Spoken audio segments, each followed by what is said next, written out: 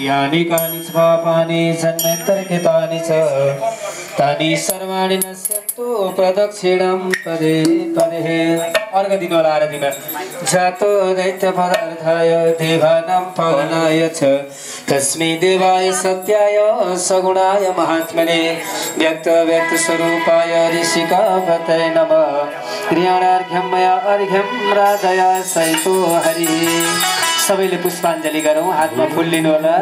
भगवानको पुष्पाञ्जली। विघ्नेश्वराय वरदाय सुरप्रियाय लम्बोदराय सकलाय जगद्दिताय नागाननाय स्तुतियज्ञ विभूषिताय गौरीसुताय गणनाथ नमो नमस्ते।